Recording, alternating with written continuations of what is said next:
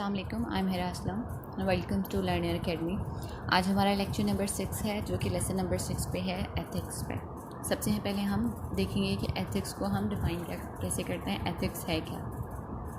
अगर हम Oxford dictionary से डेफिनेशन देखें तो एथिक्स का जो वर्ड है ये स्टैंड होता है set of moral philosophies and principle. जो मॉरल फ़िलासफ़ीज़ हैं या मॉरल प्रिंसिपल हैं, उनको जब हम इकट्ठा कर देते हैं तो वो एथिक्स बन जाते हैं। या फिर एथिक्स हमें बताता है कि क्या गलत है और क्या ठीक, हमें राइट एंड रॉन्ग बिहेवियर्स के बारे में बताता है।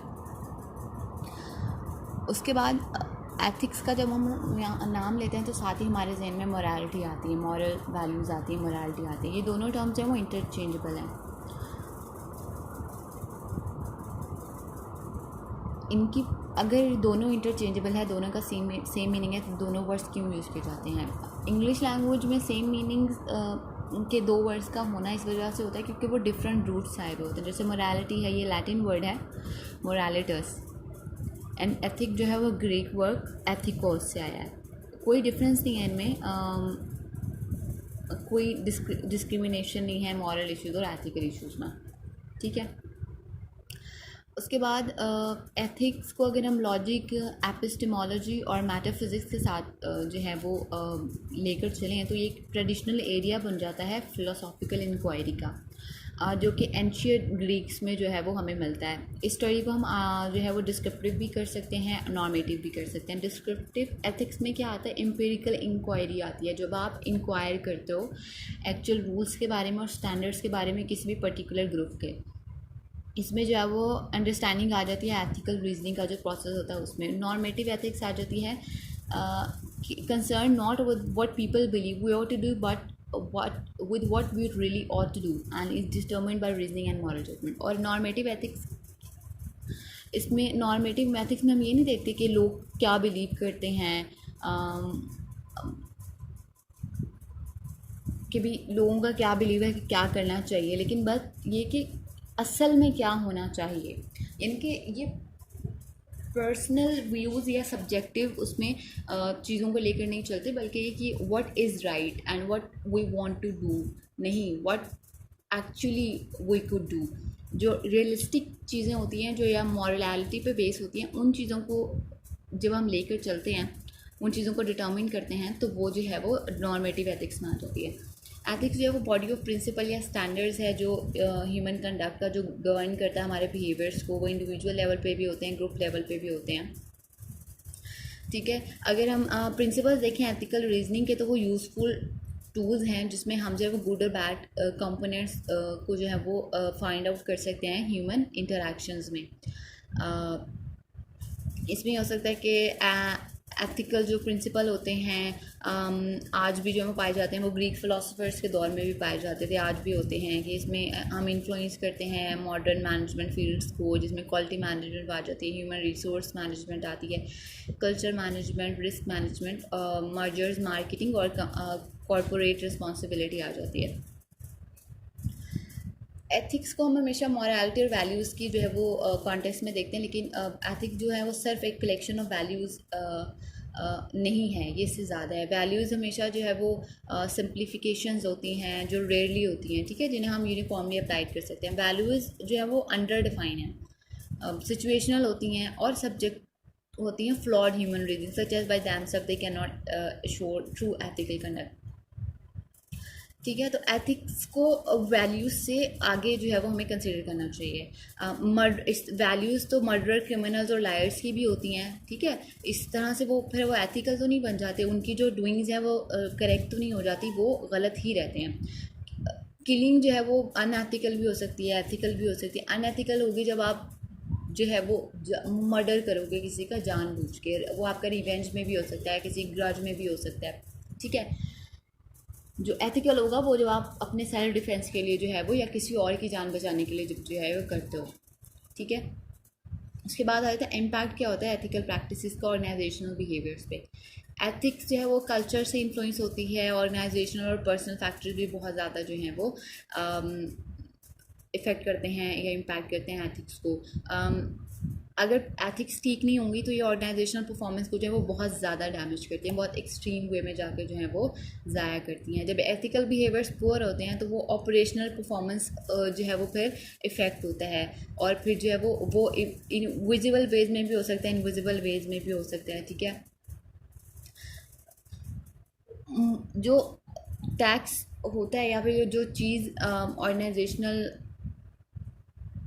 ऑपरेशनल परफॉर्मेंस को जो है वो डैमेज करती है, जब हम रिस्क पे जो है वो चीज़ों को ले आते हैं, which is neither measurable nor easily sense. ठीक है ना, तो आप वो डैमेज विजिबल हो या इनविजिबल हो, प्योर एथिक्स जो है वो ब्लाइंड कर देती है ऑर्गेनाइजेशन को, वो रियलिटीज़ को देख नहीं पाते। ठीक है, वो जो है ना वो डिफ्रेंशिएट नहीं कर पाते चीज़ों के बारे में, तो इससे क्या होता है कि उनकी परफॉर्मेंस डिक्लाइन हो जाती है, उनका इन्वायरमेंट डिक्लाइन होता है, तो उससे फिर ऑर्गेनाइजेशन वल्नरेबल हो जाती है सेटबैक्स के लिए, और फिर वो कॉन्सिक्वेंटली उनकी परफॉर्मेंस भी जो है वो डिक्लाइन होना शुरू हो जाती है। उसके बाद गुड एथिक्स वो जो है फिर वही सरप्राइजिंगली पॉजिटिव इफेक्ट करती है। गुड डायनेमिक्स होते हैं, ग्रुप डायनेमिक्स, कम्युनिकेशन इंप्रूव होती है, रिस्क रिड्यूस होता है। ठीक है, उससे क्या होगा फिर इंक्रीज़ होती हैं रीजनिंग की कैपेबिलिटीज़, और उससे जो है वो स्ट्रेटेजिक एडवांटेज भी मिलता है बिजनेस में। रियल ऑर्गेनाइजेशन एथिक्स जो होती हैं वो रेशनल प्रोसेस पे बेस होती हैं, जिसमें डिसीजन और बिहेवियर ऑल्टरनेटिव्स आ जाते हैं, जिसमें आप बेस्ट पॉसिबल चॉइसेस को जो है वो लेकर चलते हो, पर्सनल एथिक्स और वैल्यू से बियॉन्ड चले जाते हो रियल एथिक्स के। जब आप रियल एथिक्स को फॉलो कर रहे होते हो ऑर्गेनाइजेशन में, आप हर चीज़ को अपनी ऑर्गेनाइजेशनल के जो है वो बेनिफिट में या राइट एंड रॉन्ग में लेकर जा रहे होते हो। एथिकल डिसीजंस और उनके जो बिहेवियर्स होते हैं ऑर्गेनाइजेशन में, वो हमेशा परफेक्ट नहीं हो सकते, लेकिन आप जो है वो उस क्वालिटी प्रोसेस को अप्लाई करके जो है ना वो उन्हें यूज़फुल बना सकते हो, प्रिसाइज या मेजरेबल कर सकते हो। हर ऑर्गेनाइजेशन को एथिक्स रिक्वायर होती है ताकि वो अनहेल्दी बिहेवियर्स को जो है वो प्रिवेंट कर सके। अनहेल्दी बिहेवियर होगा वहाँ पे जो है वो एम्प्लॉय इफेक्ट होगा, एम्प्लॉय इफेक्ट होगा, उनका इन्वायरमेंट नेगेटिव होगा, इन्वायरमेंट नेगेटिव होगा, उनकी प्रोडक्टिविटी लो होगी, या फिर उनकी जो रेपुटेशन है वो भी ख़राब हो सकती है। इसलिए जो है वो एथिक्स क्वालिटी जो है वो बहुत ज़्यादा मैटर करती है किसी भी ऑर्गेनाइजेशन के फ्लरिश करने में। उसके बाद आ जाता है sexual harassment, improper sexual conduct in workplace, which includes lewd and suggestive comments, touching and fondling, persistent attention and request for sexual favors। ये सेक्सुअल हरासमेंट का वर्ड सुनते ही हमारे जहन में हमेशा ये आता है कि हमेशा वुमेन ही जो है वो विक्टिम होती है सेक्सुअल हरासमेंट की, हालांकि ऐसा नहीं है। दो रेयर केसेस होते हैं, लेकिन मैन भी जो है वो सेक्सुअल हरासमेंट को जो है वो फेस करते हैं। सेक्सुअल हरासमेंट जो है वो किसी भी एम्प्लॉय का पर्सनल मैटर नहीं होता। ठीक है, उसके पर्सनल मैटर, उसके पर्सनल कंट्रोल में नहीं होता, वो उसके बियॉन्ड होता है, वो अनअवॉइडेबल पार्ट होता है मेल या फीमेल के रिलेशनशिप में। फॉर एग्ज़ाम्पल जो है वो कहीं पे भी अगर कोई वुमेन काम कर रही है तो उस पर जो है वो उस पर उसके बारे में बातें करना, उसके जो है वो घूरना, उसको जो है वो अनकम्फर्टेबल फील कराना, या जो है वो अननेसेसरीली टचिंग करना। ठीक है, ये सब चीज़ें जो सेक्सुअल हरासमेंट में आ जाती हैं। सर्वेज जो है वो एम्प्लॉय एटीट्यूड्स के रिवील करते हैं कि कुछ एक्टिविटीज़ होती हैं जो सेक्सुअल हरासमेंट में आ जाती हैं।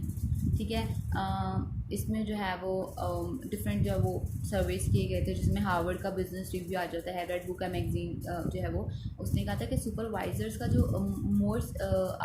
supervisor's behavior as more serious than the same action by the co-worker, thereby recognizing the sexual harassment। तो सेक्सुअल हरासमेंट को रिकग्नाइज करना भी जो है वो इशू ऑफ पावर होता है। सेक्सुअल हरासमेंट यूजली होती वन एम्प्लॉयमेंट के साथ है अगेंस्ट अनदर एम्प्लॉयमेंट, लेकिन ये फिर हर जो है वो लीगल और जो एथिकल ऑब्लिगेशंस होती हैं ना उनको जो है वो इफेक्ट करती है। Harassment is more likely to अगर man management has not prescribe clear policy. जब आपकी पॉलिसीज क्लियर नहीं होती ना, आपकी एथिकल वैल्यूज़ क्लियर नहीं होती, आपका कोड ऑफ कंडक्ट स्ट्रॉन्ग नहीं होता, ठीक है, तो वहाँ पे जो है वो हरासमेंट के केसेस ज़्यादा होते हैं। वो जब इनसफिशेंट कंसर्न्स होते हैं या इनएडुकेट प्रोसीजर्स होते हैं डिटेक्ट करने के लिए।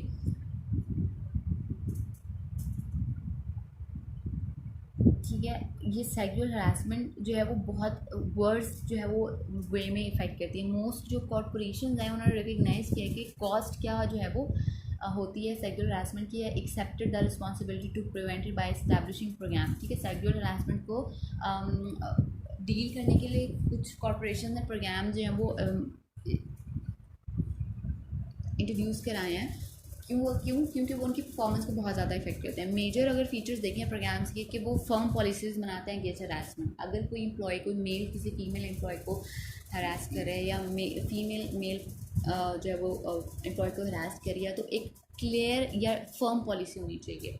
उनके पास एक डिफाइनिंग लॉ होना चाहिए। उनको पता होना चाहिए कि अगर यहाँ पे ये हरासमेंट की जा रही है तो उसके खिलाफ क्या एक्शन हो सकता है, क्या पनिशमेंट हो सकती है, क्या पेनल्टी जो है वो पे करनी पड़ सकती है।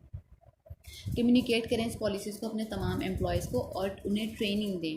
ठीक है, उन्हें बताएं कि कब ज़रूरी हो सकता है और कब उन्हें कंप्लाइज करना चाहिए। सेटिंग करें प्रोसीजर का उस रिपोर्ट करने के लिए, वायलेशन को इन्वेस्टिगेट करें, उन कंप्लेंट्स को थॉरली एंड फेयरली, और अप्रोप्रिएट एक्शंस लें अगेंस्ट ऑफेंडर्स। पे एंड प्रमोशन डिस्क्रिमिनेशन आती है इसके बाद। टर्म डिस्क्रिमिनेशन आती है कि बहुत सारी वो चीज़ें जो रॉन्गफुल होती हैं या जो मेरिट बेस नहीं होती एम्प्लॉयमेंट में, हाउसिंग में, एजुकेशन में, मेडिकल केयर में, other important of life areas में। ठीक है, हर एरिया में डिस्क्रिमिनेशन डिफ़र करती है, लेकिन एक कॉमन जो है वो चीज़ है वो फाइंड आउट की जा सकती है। डिस्क्रिमिनेशन एम्प्लॉयमेंट में है कि आप जो है वो डिसीजन जो है वो आपके फेयर ना हो, जो एम्प्लॉय को हायर करने में, प्रमोट करने में, पे उनको जो है बेनिफिट्स देने में है। ठीक है, या अदर टर्म एंड कंडीशन में जो है वो आप जो है वो फेयरली डील नहीं कर रहे होते, आप डिस्क्रिमिनेट कर रहे होते, वो फिर डायरेक्टली इफेक्ट करते हैं इकोनॉमिक इंटरेस्ट ऑफ एम्प्लॉयज़ के। रिसर्च शो करते हैं कि वुमेन जो है वो 60% जो है वो मिलती है वुमेन को मैन की पे से ऑल ओवर द वर्ल्ड। ठीक है, तो इसका मतलब है कि ये यहाँ पे डिस्क्रिमिनेट किया जाता है वुमेन को मैन के साथ। डिस्क्रिमिनेशन की अदर फॉर्म भी हो सकती है कि प्रमोशन अपॉर्चुनिटीज़, यहाँ पे जो ग्लास सीलिंग इफेक्ट आ जाता है कि वुमेन और अदर माइनॉरिटी ग्रुप्स को है ना वो एक सर्टन लेवल के बाद जो है ना प्रमोशन नहीं दी जाती। फॉर एग्जांपल एक उन्हें हायर सीनियर मैनेजर की पोस्ट से आगे वुमेन को जो है वो प्रमोशन नहीं दी जाती। जैसे कुछ जो है वो प्रीवियस डेकेड्स में ये कंसीडर किया जाता था कि हमारे जो मिलिट्री फोर्सेस हैं उसमें जो है ना वो ये ग्लास सीलिंग इफेक्ट जो है वो पाया जाता है। हमारी वुमेन को मिलिट्री फोर्सेस में, स्पेशली आर्मी में जो है वो हायर पोस्ट पे लेके नहीं जाया जाता। उन्हें जो है वो रखा जाता है कैप्टन पे, तो डायरेक्ट जो है वो कमीशन मिलता है वुमेन को आर्म फोर्सेस में, लेकिन उन्हें जो है वो मेजर से आगे जो है वो प्रमोट नहीं किया जाता। लेकिन अब ये जो ग्लास सीलिंग इफेक्ट है ये टूट चुके हैं, क्योंकि अभी हमारे रिसेंटली जो है वो हमारी फीमेल जनरल हैं वो जनरल सर्जन ऑफ पाकिस्तान बनी हैं। जितने भी सर्जन आर्मी में काम करते हैं उनकी वो जो जर्नल हेड है, ठीक है, वो जर्नल के लेवल पे जो है वो आ गई हैं। तो ये ग्लास सीलिंग इफेक्ट जो है वो यूजली ऑर्गेनाइजेशन में जो है वो चल रहा होता है अगेंस्ट वुमेन या फिर माइनॉरिटीज़ के अगेंस्ट भी। ग्लास सीलिंग इफेक्ट को हम रिमूव कर सकते हैं warm rather than Luke warm management policies, यानी कि मैनेजमेंट को चाहिए कि वो इन्फोर्स करे नॉन डिस्क्रिमिनेटरी पॉलिसीज़ को ऑर्गेनाइजेशन में। जो डिज़र्विंग है, जो मेरिट पे कॉल कर रहा है उसे प्रमोट करें। आप मैन या वुमेन को या किसी माइनॉरिटी या मेजॉरिटी की बेस पर डिस्क्रिमिनेट मत करें। जेंडर ट्रेनिंग दें, ठीक है, सीड करें स्ट्रैटेजी को, डायरेक्टली प्लेस करें वुमेन को सीनियर पोजीशंस में। उसके बाद आया था employ privacy. Ford motor company ने सेटअप किया था सोशियोलॉजिकल डिपार्टमेंट। उसमें क्या था कि वो वर्कर्स जो होते हैं हेनरी फोर्ड्स वर्ड्स में उन्हें कहा था were leading clean sober and industrious life. Company inspectors ने चेक किया था बैंक अकाउंट्स के, उनको जो है वो उन्हें कोई हेल्प तो नहीं चाहिए।